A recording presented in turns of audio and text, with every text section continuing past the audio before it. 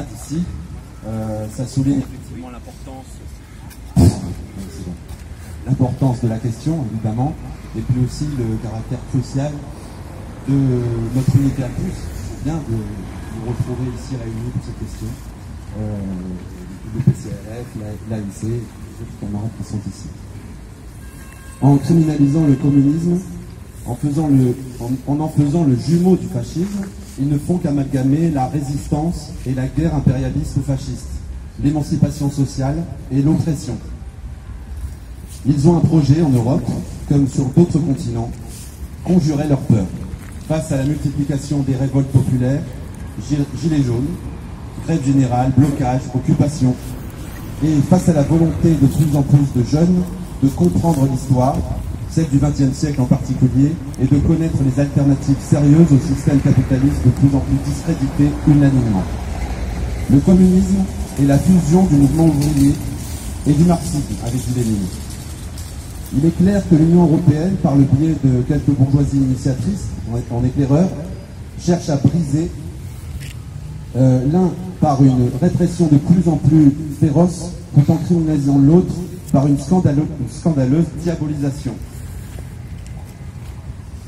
Je vais faire une citation, vous connaissez peut-être l'écrivain allemand qui s'appelle Thomas Mann, qui n'était pas communiste, mais qui avait connu la période fasciste, qui disait ceci: placés sur le même plan moral, le communisme russe et le nazisme fasciste, en tant que tous les deux seraient totalitaires, et dans le meilleur des cas, de la superficialité, dans le pire, c'est du fascisme.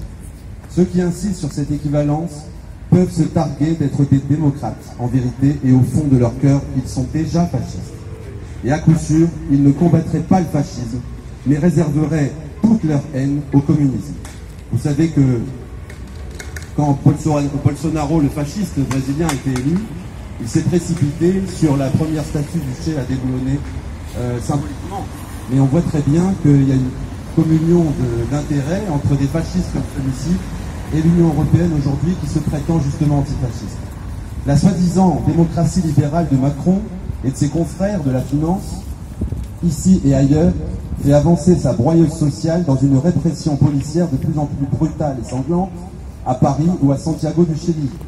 Et ce libéralisme, entre guillemets, de plus en plus néo-pinochiste, cache mal que c'est ici que la démocratie recule.